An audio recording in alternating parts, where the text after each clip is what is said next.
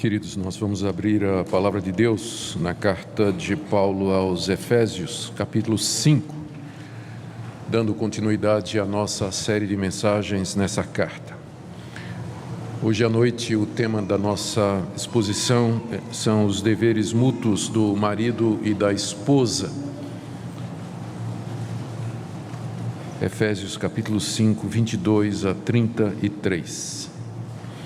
As mulheres sejam submissas a seu próprio marido, como ao Senhor. Porque o marido é o cabeça da mulher, como também Cristo é o cabeça da igreja, sendo este mesmo o Salvador do corpo. Como, porém, a igreja está sujeita a Cristo, assim também as mulheres sejam em tudo submissas a seu marido. Maridos, amai vossa mulher, como também Cristo amou a igreja e assim mesmo se entregou por ela, para que a santificasse, tendo-a purificado por meio da lavagem de água pela palavra, para apresentar a si mesmo igreja gloriosa, sem mácula, nem ruga, nem coisa semelhante, porém santa e sem defeito. Assim também os maridos devem amar a sua mulher como ao próprio corpo. Quem ama a esposa, a si mesmo se ama. Porque ninguém jamais odiou a própria carne, antes a alimenta e dela cuida, como também Cristo faz com a igreja, porque somos membros do seu corpo. Eis porque deixará o homem a seu pai e sua mãe, e se unirá à sua mulher, e se tornarão os dois uma só carne. Grande é esse mistério, mas eu me refiro a Cristo e à igreja. Não obstante, vós, cada um de per si, também ame a própria esposa como a si mesmo, e a esposa respeite ao marido. Até aqui, queridos, a leitura da palavra de Deus. Vamos orar mais uma vez, pedindo que Ele nos ilumine na compreensão dessa palavra. Senhor, nós pedimos que Teu Espírito Santo nos conduza na compreensão desse texto.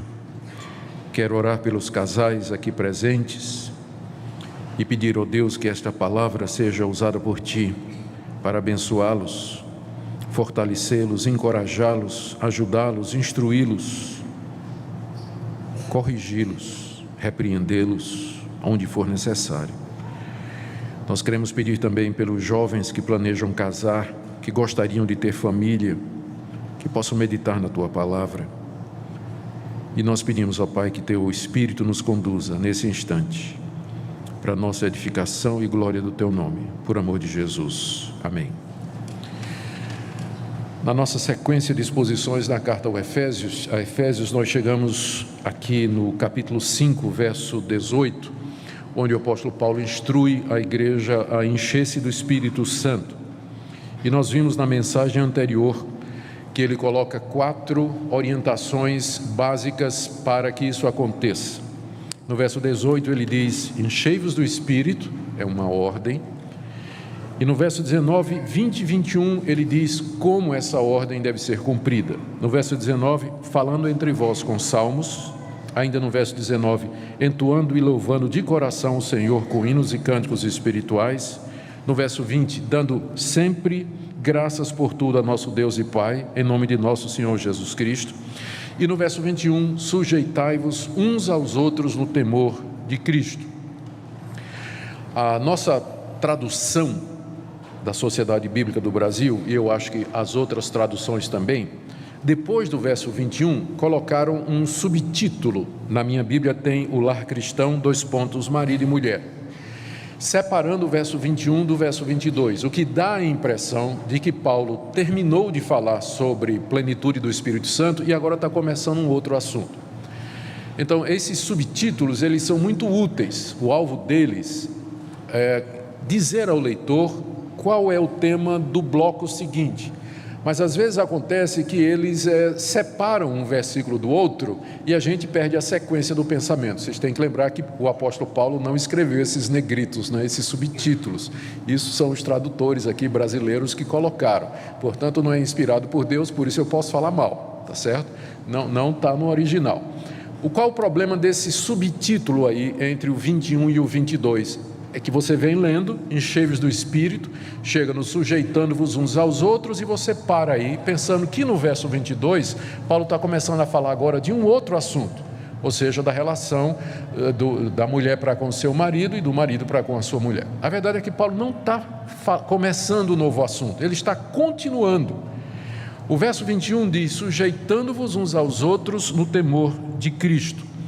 E o verso 22 explica como é que a mulher casada faz isso. Sujeitem-se uns aos outros no temor de Cristo, as mulheres ao seu próprio marido. Então, ele está na sequência, ele ainda está explicando de que maneira nós podemos ser cheios do Espírito Santo. Ou seja, a ordem enchei-vos do Espírito Santo, que exige que nós nos sujeitemos uns aos outros, é cumprida pela esposa quando ela se sujeita ao seu marido. E é cumprido pelo marido quando o marido ama a sua mulher. Portanto, nós estamos na continuação daquela ordem enchei-vos do Espírito Santo, que agora tem efeitos na família, particularmente no casamento. Ou seja, o que vai ser dito aqui, da mulher ser submissa ao marido e do marido amar a esposa, está ligado à questão espiritual. De duas maneiras: ou como resultado, uma pessoa cheia do Espírito Santo, uma mulher casada cheia do Espírito Santo, ela vai se submeter ao seu marido, e um marido cheio do Espírito Santo, ele vai amar a sua esposa. Ou como condição, para que uma mulher casada seja cheia do Espírito Santo, ela tem que em casa aprender a respeitar o seu marido. E para que o marido possa ser cheio do Espírito Santo, ele em casa tem que aprender a amar a sua esposa. Então está ligado, quer seja por meio de resultado ou como condição, mas nós não podemos separar a espiritualidade, nós não podemos separar o nosso casamento da questão da espiritualidade. Está ligado intimamente. O que você é no seu casamento vai afetar a sua vida espiritual, com certeza, com certeza. As duas coisas estão ligadas. Você não pode separar do tipo assim, dizendo: eu posso ter um casamento muito ruim, está tudo errado no meu casamento, mas eu amo a Deus e minha vida com Deus vai muito bem. Não, senhor. Se não vai bem no casamento, não vai bem com Deus. Pode ter certeza disso. As duas coisas estão ligadas, como nós acabamos de mostrar aqui. Segunda observação que eu gostaria de fazer para vocês é que vocês percebem que o homem tem responsabilidades de submissão também. É por isso que eu gosto de olhar para essa passagem em contexto. A gente pensa que é apenas da mulher o dever de se submeter.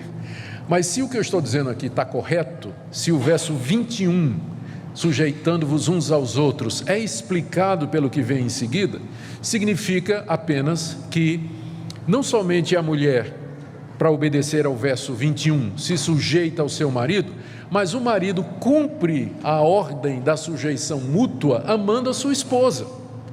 Então, nesse sentido, um se submete ao outro no casamento. A mulher se dedica primariamente à submissão e o marido se dedica primariamente a amar a sua esposa. E ao fazer isso, ambos estão cumprindo o que está no verso 21, sujeitavos mutuamente. Isso eu gosto de enfatizar, porque as pessoas, quando leem essa passagem, só vê submissão do lado da mulher, não é? Mas o marido, ele deve sujeitar-se à sua esposa. E como é que ele faz isso? Amando a esposa como Cristo amou a igreja. É o que nós pretendemos ver aqui hoje à noite. A terceira observação que eu gostaria de fazer é que o apóstolo Paulo gastou 3 versículos para explicar o papel de submissão da mulher e 9 para explicar como os homens têm que amar a sua esposa. Daí vocês avaliem o que é mais difícil. Pronto, falei. Vamos entrar então na exposição do texto, começando no verso 22 até o verso 24. O papel da esposa que quer ser cheia do Espírito Santo, o que é que ela tem que fazer? Como é que a esposa se submete ao seu marido? Como é que ela se submete, como é que ela cumpre o que está no verso 21? A resposta é que ela faz isso submetendo ao seu marido. Verso 22, as mulheres sejam submissas ao seu próprio marido como ao Senhor. Uma vez uma senhora me perguntou: mas isso é um absurdo, deve ser um problema de tradução. Não tem um problema no grego aí não, pastor? É isso mesmo, submissa? Minha irmã, a palavra significa literalmente colocar-se debaixo da autoridade de alguém.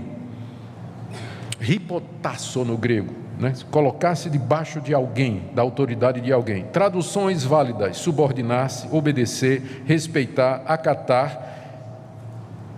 São traduções absolutamente corretas, não é um problema de tradução. O problema que você está encontrando é com o conceito, mas não com a tradução. A tradução está corretíssima. No grego diz exatamente isso. Exatamente isso. A mulher, ela deve submeter-se, até em português a gente percebe o sentido, sub, embaixo, meter-se debaixo da autoridade do seu marido, submeter-se. A tradução está absolutamente correta, é isso que ela significa. Então, como é que isso funciona? O apóstolo Paulo dá duas comparações e um limite. A primeira comparação está aí no verso 22. As mulheres sejam submissas ao seu próprio marido como ao Senhor. Então, para ajudar as mulheres a compreender o que é que significa ser submissa, o apóstolo Paulo diz: você deve se submeter ao seu marido como você se submete a Jesus Cristo. E eu acho que ficou pior, né? Ficou pior. Mas é a comparação que o apóstolo Paulo está dizendo aqui. Você deve se submeter ao seu marido como você se submete a Jesus Cristo, como ao Senhor. E aqui nós podemos pegar alguns pontos de comparação. A submissão da mulher crente ao Senhor Jesus, em primeiro lugar, é voluntária. Ela se submete voluntariamente ao Senhor Jesus. Ela faz isso porque ama o Senhor Jesus. Ela faz isso porque reconhece que o Senhor Jesus é o seu Senhor e o seu Salvador, é autoridade sobre sua vida. E, portanto, a mulher cristã, ela se submete com alegria, é algo do seu coração. Ela faz isso espontaneamente ao Senhor Jesus Cristo. Então, da mesma forma como ela se submete a Cristo, ela deve se submeter ao seu marido, voluntariamente, prazerosamente, com alegria, como parte da sua devoção a Jesus Cristo, como parte da sua religião. É uma questão, não me entendam mal, é uma questão de religião. A mulher crente se submeter ao seu marido, porque a comparação que é colocada aqui é exatamente essa. Ela se submete ao seu marido como ela se submete ao Senhor Jesus Cristo. Então, essa é a comparação que o apóstolo Paulo coloca aqui, tá certo? A segunda comparação está aí no verso 24. Como a igreja está sujeita a Cristo, assim também as mulheres sejam em tudo submissas ao seu marido. Da mesma forma que a igreja está submissa a Cristo, a mulher deve estar submissa ao seu marido. Como é que a igreja está submissa a Cristo? Mais uma vez, a igreja procura entender a palavra de Cristo, ela procura compreender qual é a vontade de Cristo e ela cumpre o querer e a vontade de Cristo com alegria, com dedicação, com empenho, não resmungando, não se revoltando, mas voluntariamente desejando agradar o Senhor Jesus. É assim que a igreja se submete ao Senhor Jesus e é dessa forma que a esposa deve ser submissa ao seu marido. Por isso, jovem, você que quer casar, a moça que quer casar, escolha alguém que você olha assim e diz: vai ser fácil me submeter a esse. Não é porque se já tem problema antes, saiba que você não precisa ser casada para ser feliz. E eu acredito que tem muita gente que seria muito mais feliz se tivesse ficado solteiro. Talvez porque não calculou direito e não entendeu direito o que é o casamento. Mas olha o que é que a Bíblia diz para a esposa cristã. Ela tem que se sujeitar ao marido, como a igreja está sujeita a Cristo, e como ela se submete ao Senhor Jesus como parte da sua devoção. E o limite. Eu disse que tem duas comparações, já mostrei as duas, e um limite, que aparece no final do verso 24. Como a igreja está sujeita a Cristo, assim também as mulheres sejam em tudo submissas ao seu marido. Pastor, peraí, aí também é demais, não é? Em tudo. Quando o apóstolo Paulo está dizendo em tudo, ele está pressupondo que isso aqui é um casamento cristão, em que o marido não vai impor à sua esposa nada que não seja de acordo com a palavra de Deus. Paulo não está aqui pensando no marido imoral, impuro, infiel, violento, ímpio. Então, nesse caso, a mulher está desobrigada, porque a obrigação, veja que a primeira comparação foi, ela tem que ser submissa ao seu marido como ela é submissa a Cristo. Se o que o marido orienta, quer, deseja, pressiona, não está de acordo com Cristo, a mulher está desobrigada. Porque a primeira consciência da mulher é para com Jesus Cristo. A primeira obediência da mulher cristã, a consciência dela está ligada a Jesus Cristo. Se o marido quiser obrigá-la a fazer alguma coisa contrária a Cristo, essa passagem não se aplica. Em tudo, ser submissa, em tudo que estiver de acordo com a liderança de Cristo na sua vida. Porque o comparativo é esse, não é? Obedecer ao marido como você obedece a Jesus Cristo. Se o seu marido lhe pede alguma coisa que Jesus Cristo não lhe pediria, você não tem que obedecer. Está autorizada a santa desobediência, em nome de Jesus, explicando por quê. Eu não vou fazer isso, não posso fazer isso. E infelizmente acontece. Recentemente eu recebi um e-mail de um cidadão de uma igreja que dizia o seguinte: pastor, eu fui casado, larguei a minha primeira mulher, tive um filho com ela, e aí agora encontrei outra mulher, mas estou com saudade da primeira. O que é que o senhor acha da poligamia? Um crente pode viver na poligamia? Né? Então eu tenho certeza de que aquele homem ia pressionar a sua esposa a aceitar esse relacionamento bígamo. A minha resposta foi: você pare de tentar a Deus. Você pare de tentar a Deus, porque você errou a primeira vez, errou a segunda, e agora você vai entrar num buraco ainda maior. Um buraco ainda maior. Então tem marido que faz isso, sim. Tem marido que obriga a esposa, que constrange a esposa, que quer levar a esposa por caminhos que não são aqueles de Jesus Cristo, e a mulher cristã deve obediência em primeiro lugar ao Senhor Jesus. Mas enquanto o marido está guiando o casamento, liderando o casamento, dentro daquilo que Cristo faria, é dever da mulher sujeitar-se ao seu marido, seguir aquela orientação, com alegria, voluntariamente, como parte daquela devoção que ela tem ao Senhor Jesus Cristo. E quais seriam os motivos então? Nós vimos já o que é que significa, de que maneira fazer, duas comparações e um limite, e agora qual é a razão que o apóstolo Paulo dá para que a mulher faça isso? Está no verso 23, no verso 22, as mulheres sejam submissas. No verso 23 ele dá a razão, porque o marido é o cabeça da mulher. A palavra cabeça aqui está usada no sentido metafórico, né? É a ideia de autoridade. Alguns estudiosos que não querem aceitar que esse é o sentido, eles dizem que a palavra grega para cabeça, na literatura antiga, ela significa às vezes origem. Porque quando você olha para o corpo humano, dá a impressão de que o corpo se origina na cabeça, né? Porque a cabeça é o cérebro, é a fonte de liderança. Então Paulo não tem nenhuma conotação de autoridade, está apenas dizendo, se referindo lá ao que está escrito em Gênesis, que a mulher foi tirada do homem. É nesse sentido, a mulher tem origem no homem. Mas se isso é o significado, a passagem não tem sentido nenhum.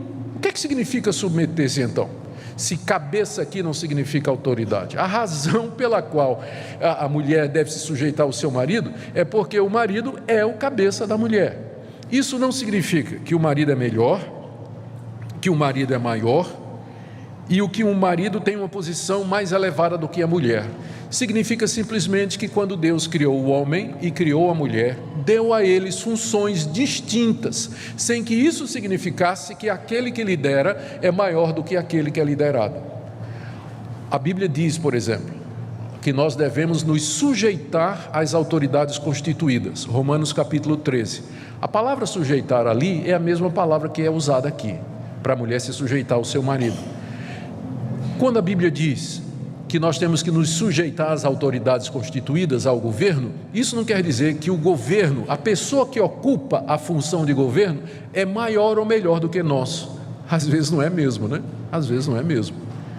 Então, da mesma forma, quando diz que a mulher se sujeite ao seu marido, porque ele é o cabeça, não quer dizer que o marido é melhor, maior ou tem uma posição mais elevada. Quer dizer simplesmente que ele tem a função de liderar, a função de guiar o lar e a família, e que a sua esposa é ajudadora e que vai com ele alegremente, decidindo juntos, conversando, tomando decisões colegiadas, acordadas, mas vai ter sempre um momento em que não dá para resolver, não há acordo, então a palavra é do homem e a responsabilidade também. A mulher que é sábia, ela vai compreender isso aí. O Martin Lloyd-Jones tem uma ilustração que eu achei maravilhosa desse assunto. Ele antes dele vir para Londres, na capela de Westminster, ele trabalhava, era pastor de uma igreja na cidade, no país de Gales, eu esqueço a cidade agora. E um dia ele foi visitar um casal que tinha chegado na igreja. Ele e a esposa foram lá visitar o casal, na casa deles. E aí, logo que o pastor Lloyd-Jones chegou lá na casa, ele já viu a diferença entre os dois. Ela, esperta, alegre, com iniciativa, dinâmica, inteligente, e ele morto nas calças, parado, calado, passivo, né? Assim. E o Lloyd-Jones percebeu que ela fazia as coisas e conversava, não é, meu bem? E falando de tal forma que parecia sempre que a última palavra e a decisão era do marido. E o Lloyd-Jones ficou impressionado com isso. Na saída, na hora que estava se despedindo, foi embora, ele conseguiu chamar a esposa e disse: olha, eu estou impressionado aqui com o casamento de vocês. Está tudo bem? Está tudo bem, pastor, graças a Deus, está ótimo. Ele disse: só uma pergunta, você não se incomoda se eu perguntar? Não, pastor, pode perguntar. Ele disse: quem é que manda aqui na casa mesmo? Aí ela disse: pastor, é meu marido. Aí o pastor perguntou: e quem é que decidiu isso? Ela disse: eu.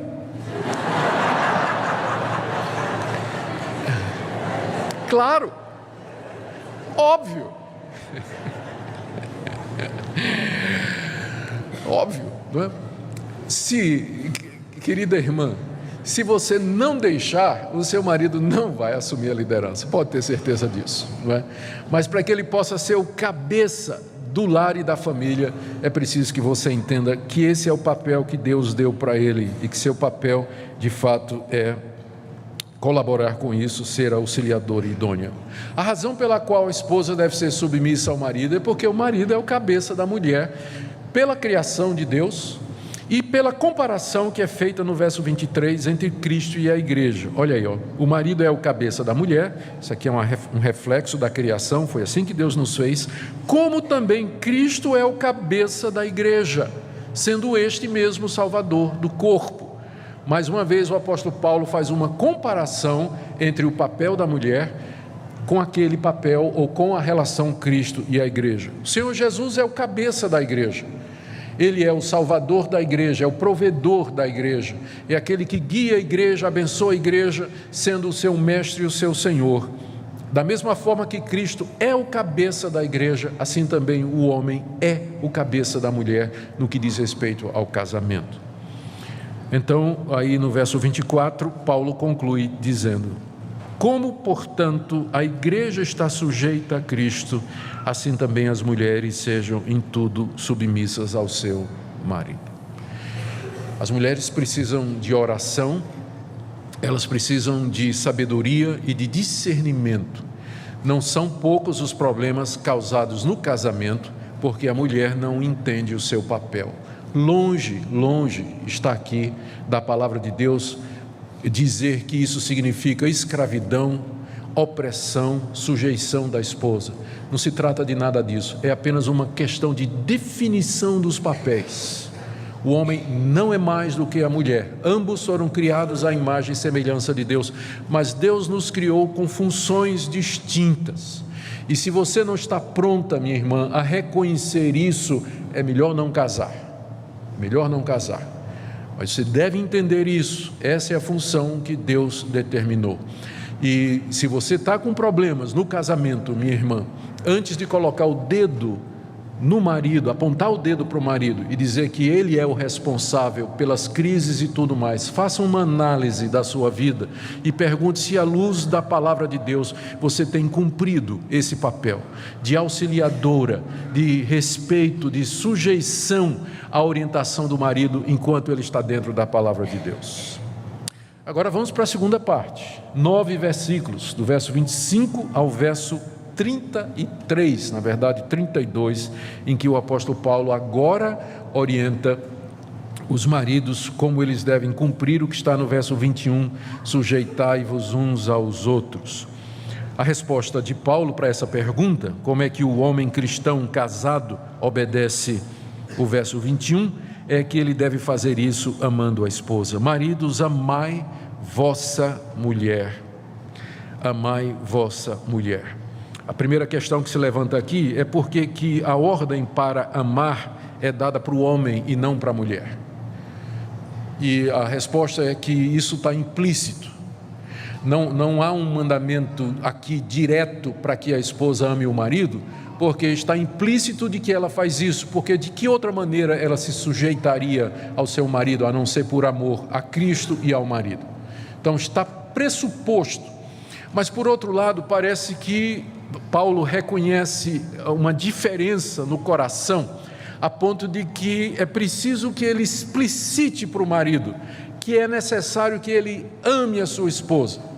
E se é uma ordem, significa que amor pela esposa não é um sentimento, mas é uma atitude, porque se for um sentimento, e uma vez que o sentimento é uma coisa que independe daquilo que você quer ou não, né? Às vezes a gente gosta das coisas porque gosta das coisas, não tem razão para isso, e você não pode evitar de repente que você vê uma coisa bonita, uma coisa agradável, e você goste daquilo, e se apaixone por aquilo ou não goste.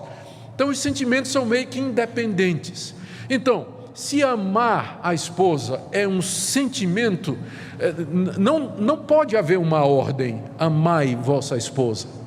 Só se o amor aqui for uma atitude, for uma decisão que o homem toma, aí sim, aí está correto o apóstolo Paulo chegar e dizer: marido, você tem que amar a sua mulher. É claro que companheirismo, diálogo, amizade, carinho, relacionamento físico, tudo isso faz parte do amor, mas a essência do amor, que nós vamos ver descrito aqui, é uma atitude. É uma atitude. É errado aquele conceito que diz que é o amor que faz o casamento.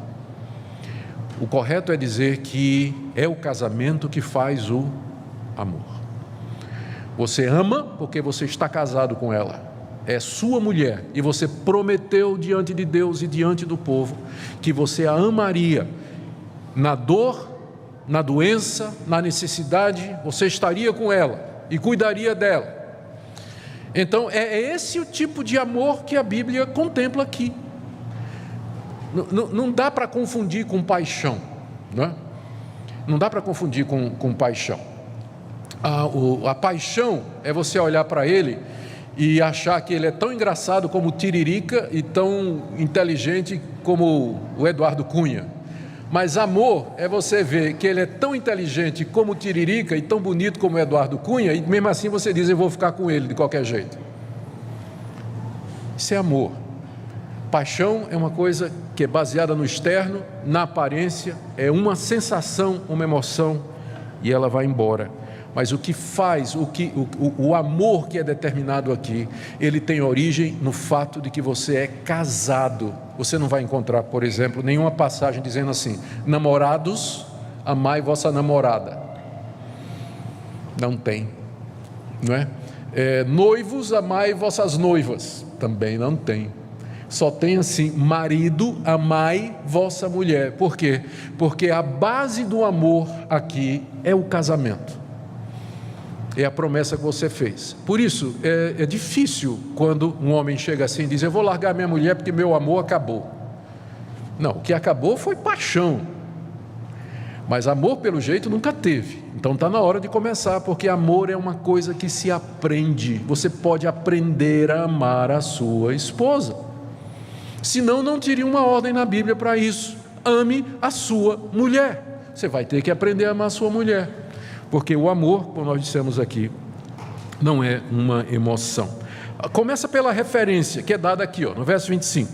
Maridos, amai vossa mulher, como também Cristo amou a igreja e a si mesmo se entregou por ela. Paulo dá duas referências do amor aqui. A primeira é essa: nós devemos amar a nossa mulher como Cristo amou a igreja e a si mesmo se entregou por ela. O amor de Cristo pela igreja é um amor que se traduziu em ação.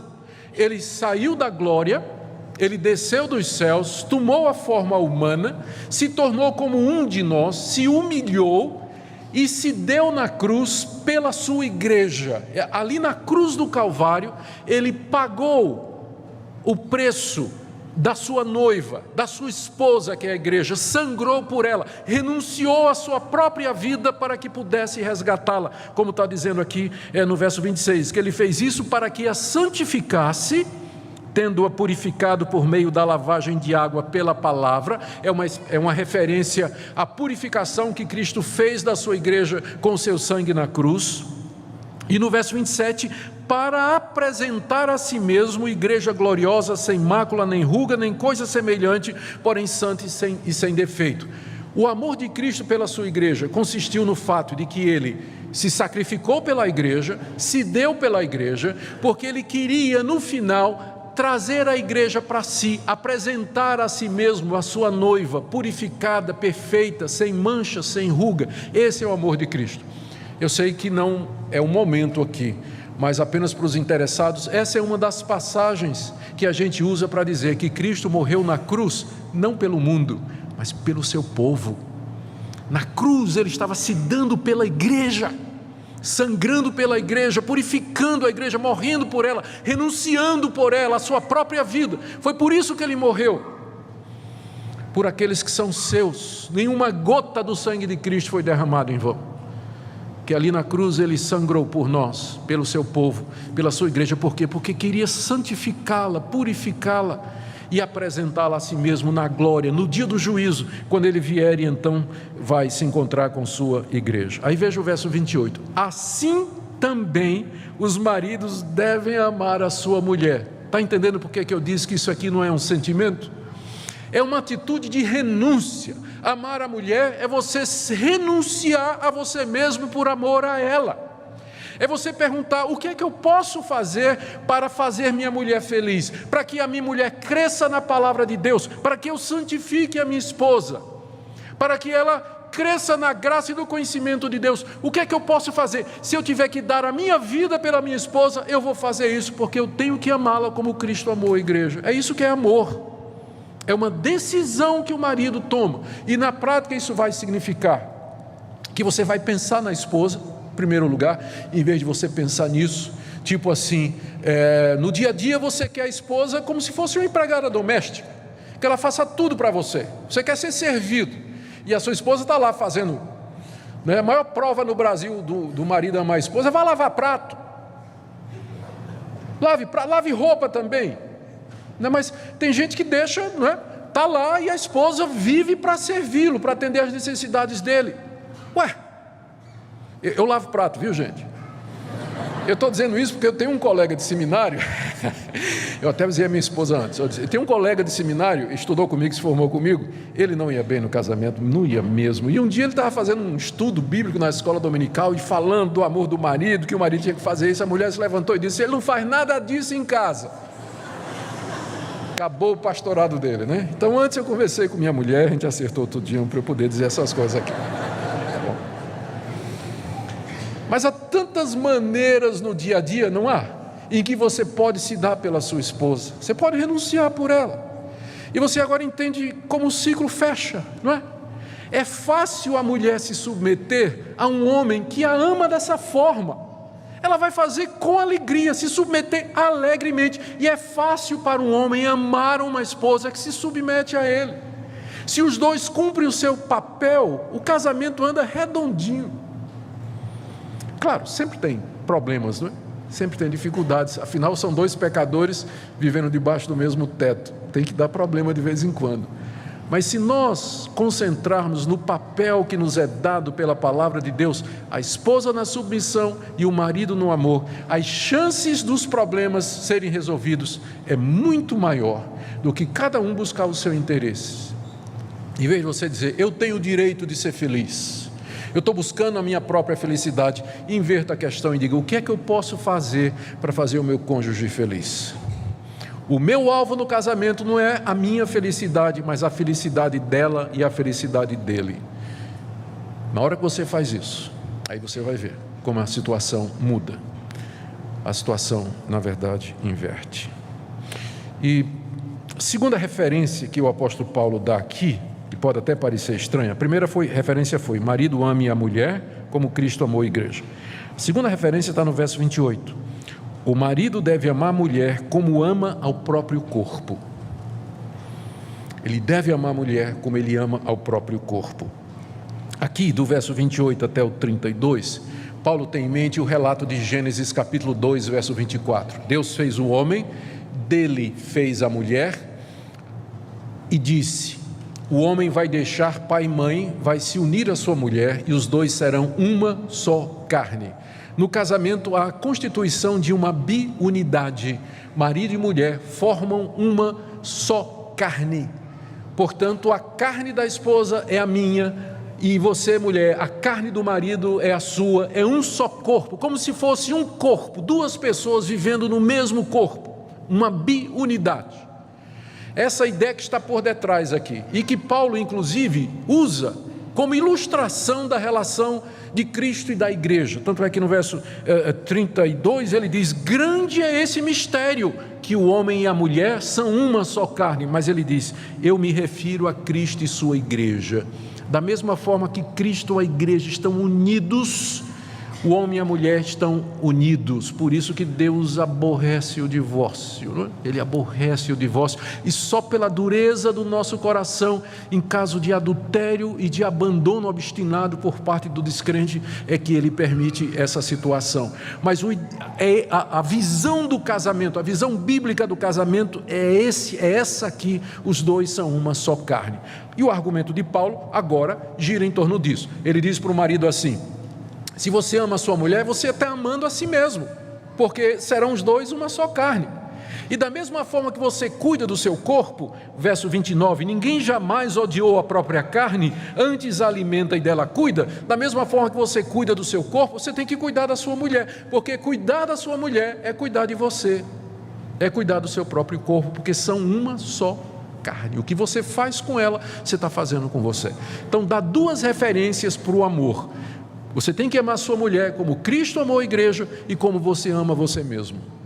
Agora é evidente que um marido que, primeiro, não ama a si mesmo, né? Não tem o menor respeito por si, e segundo, não ama Jesus Cristo, ele não vai ter referencial para amar a mulher. Então, minha jovem, pense bem antes de casar. Com quem você vai casar, né? Quem você está escolhendo para ser aquele que tem missão de lhe amar como Cristo amou a igreja. E Paulo termina no verso 33, resumindo: não obstante, ou seja, apesar de ser um mistério, ele no verso 32, grande é esse mistério, não obstante, ou seja, apesar de ser um mistério, vós, cada um de per si, também ame a própria esposa como a si mesmo, e a esposa respeite ao seu marido. Aqui ele resume. A partir do capítulo 6, ele fala agora da família, pais e filhos, que nós veremos na próxima vez que estivermos juntos. Mas eu quero concluir com algumas aplicações. Queridos, estes aqui são os pilares que a palavra de Deus nos dá, sobre os quais se constrói um casamento e uma família feliz e estável. Esses diferentes deveres que eu mencionei aqui, eles não significam, como eu disse, inferioridade de um e superioridade de outro, mas simplesmente duas funções diferentes para dois iguais: respeito, consideração, diálogo, oração juntos, servir a Deus juntos. Tudo isso é importante para que estas coisas funcionem. Eu estou absolutamente convencido que grande parte dos problemas que existem no casamento é porque um dos dois não está cumprindo o seu papel, ou às vezes os dois não estão cumprindo o seu papel. O marido não está amando a mulher como deve amar, como Cristo amou a igreja, como ele ama o seu próprio corpo, e muito menos a mulher está se sujeitando a Cristo Jesus. Então eu termino aqui com uma palavra de encorajamento. Em primeiro lugar, os jovens que querem casar. Eu sempre fico tão grato a Deus quando daqui de cima, olhando para vocês, e eu vejo tantos jovens. A nossa igreja é uma igreja jovem. Tem muita gente jovem na igreja chegando, fico feliz por isso. E eu sei que uma das questões nessa idade, mais ou menos, é com quem eu vou casar. E os jovens gostariam de casar, a maioria deles gostaria de casar. Às vezes as pessoas querem casar porque casar faz parte da cultura, é isso que jovem faz. Ele namora, noiva, termina a faculdade, arruma um emprego e casa. Mas eu quero que você olhe para o casamento de uma outra perspectiva. Eu quero que você olhe não como um costume, mas como uma instituição divina, colocada por Deus. E que você olhe esses papéis que estão aqui e você veja o que é exigido para que o casamento funcione. E que aí isso leve você a escolher o seu namorado, o seu noivo, você pensando que esse é o seu dever que você tem, de você amar essa pessoa como Cristo amou a igreja, ou de você se submeter a essa pessoa como você é submisso a Cristo. Começa a ver agora. Não fique assim pensando, depois que casar melhora. Não melhora. Não melhora, porque às vezes a pessoa fica nessa ilusão, não, a gente é tal, é namorado, é noivo, não está dando muito certo, mas depois de casar melhora. Não melhora, piora. Por quê? Porque aí vocês vão viver juntos e aí vai aparecer mais defeito ainda, não é? Vai aparecer mais defeito ainda. Você vai descobrir que ele ronca. Vai descobrir que ele ronca, né? Mais uma coisa para você. Então, eu queria que você pensasse sobre isso, tá certo? E eu queria que você contemplasse uma possibilidade. E aqui eu quero fazer um apelo para a igreja. Não fique fazendo pressão nas moças que já têm uma certa idade, do tipo assim, vai ficar para titia. Não faça isso. Não faça isso. Não faça isso. Porque é por pressão em casa e às vezes na igreja que a moça casa com o primeiro que aparece. Porque ela não aguenta mais o bullying, às vezes na própria igreja, não faça isso, não faça isso, porque existe o dom do celibato, a Bíblia fala com muita clareza, há jovens que vão ser felizes solteiros, e puros, é claro, e que vão ser muito realizados na sua solteirice. O casamento não é uma condição para você ser feliz. A sua felicidade está em outras coisas. Não fique pensando assim, se eu não casar, se eu não arrumar um marido, se eu não arrumar uma esposa, eu vou ser solitário, eu vou ser infeliz. Claro que a solidão é uma coisa com a qual você vai ter que aprender a lidar. Mas eu prefiro a solidão, sendo essa a vontade de Deus, do que você entrar num casamento, sem você estar preparado para isso e ter a capacidade para isso, e vai dar nos problemas que a gente conhece. A segunda palavra é para quem já teve um casamento destruído. Eu não queria colocar culpa nessa noite em você, mas se você já teve um casamento que foi destruído, um casamento que se acabou, um casamento infeliz, você tem que lembrar da misericórdia de Deus e o perdão de Deus.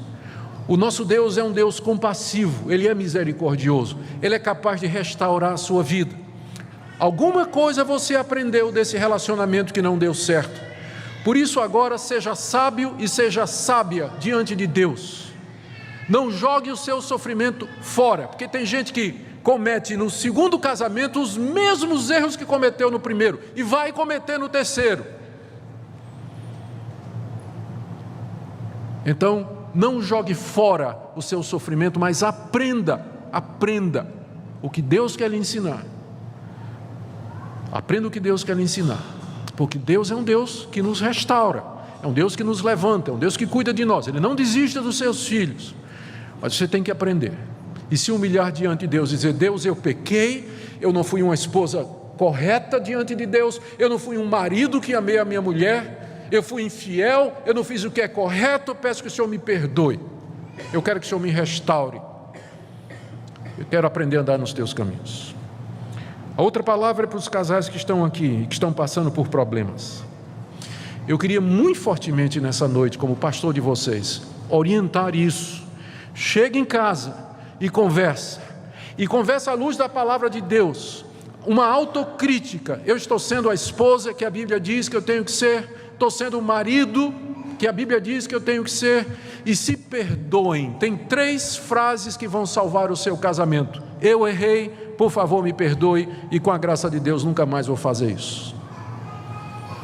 Talvez seja a hora de vocês dizerem essas 3 frases um para o outro, conversando olho no olho, com sinceridade. E por último, oremos pela família e pelo casamento. Essa é uma instituição que vem sofrendo ataques de todos os lados, e nós sabemos disso.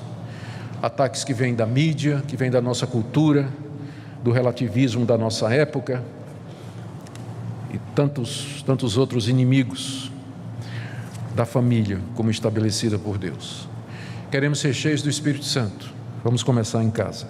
Vamos começar com um casamento, com seu relacionamento, com seu marido e com a sua esposa.